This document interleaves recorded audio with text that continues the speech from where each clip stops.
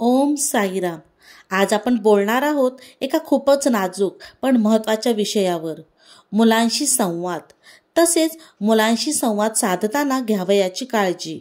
पालक म्हणून आपण आपल्या मुलांना सर्वोत्तम ते देण्याचा प्रयत्न करतो.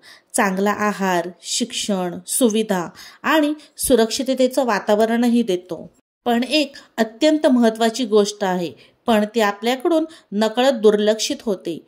ती म्हणजे मुलांबरोबरचा संवाद. प्रेमळ आणि समंजस संवादच मुलांच्या मनात आत्मविश्वास, सुरक्षितता आणि आपलेपणाची भावना आणतं.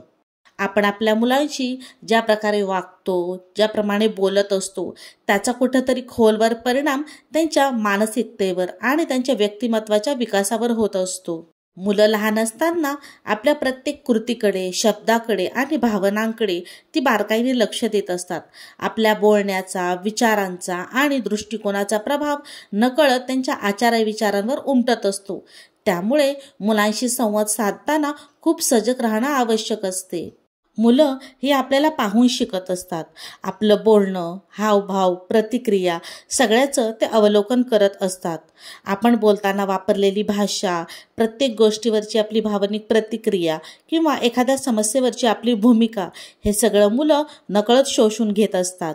उदाहरणच द्यायचं झालं तर जर आपण नेहमी एखाद्या गोष्टीची सारखी तक्रार करत असू, सारखं तणावात बोलत असू, तर मुलंही जगाकडे अशाच नकारात्मक दृष्टिकोनातून पाहू लागतात.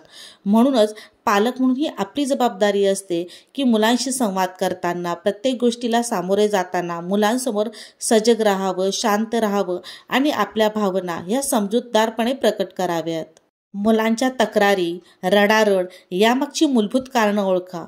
अनेक वेळा मुलं एखाद्या गोष्टीसाठी हट्ट करतात, त्यासाठी ती रडू लागतात, तक्रार करतात आणि त्यावर आपली एकच प्रतिक्रिया असते, किती त्रास देतोस, गप्प बस आता, नाटकं करू नकोस.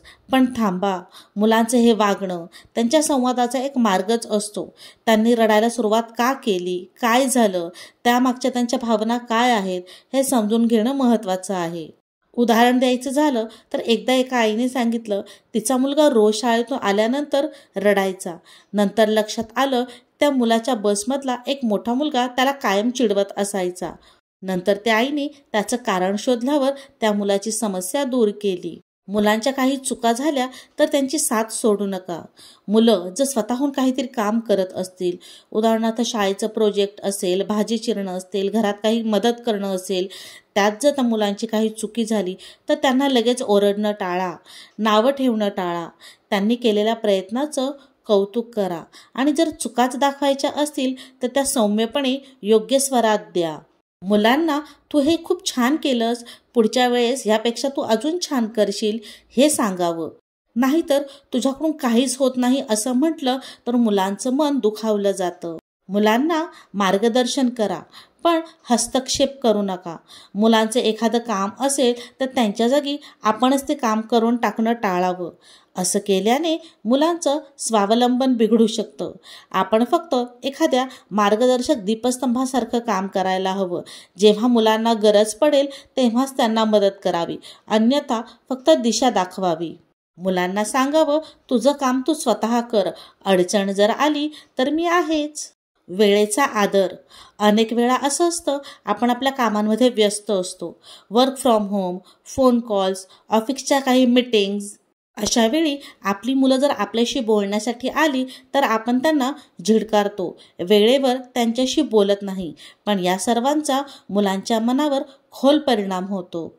अशा वेळी मुलांना स्पष्टपणे आणि प्रेमाने सांगा, बघ बाळा, मला या कामासाठी अजून 15 मिनिटं लागतील. माझं काम आटपलं की आपण मस्त गप्पा मारू. दूर असताना आपल्या मुलांशी संवादाचं नातं तोडू नका. आजकाल असं पाहायला मिळतं की बरेच पालक हे कामानिमित्त दिवसभर घराबाहेर असतात.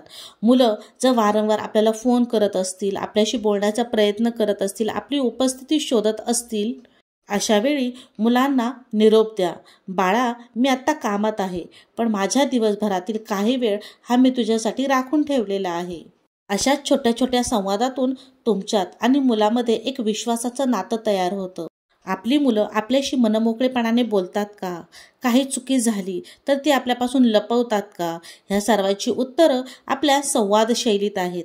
यापूर्वी मुलांकडून काही चुकलं असेल तर आपण त्यांना समजून सांगण्याऐवजी जर आपण त्यांना रागावलं, त्यांना लाजवलं, तर ते पुढच्या वेळी त्यांच्याकडून झालेली चुकी हे आपल्याला सांगणारच नाही. म्हणूनच प्रेम, संयम आणि समजूतदारपणा या तीनही गोष्टी आपल्या आणि मुलाच्या संवादामध्ये कायम असायला हव्यात.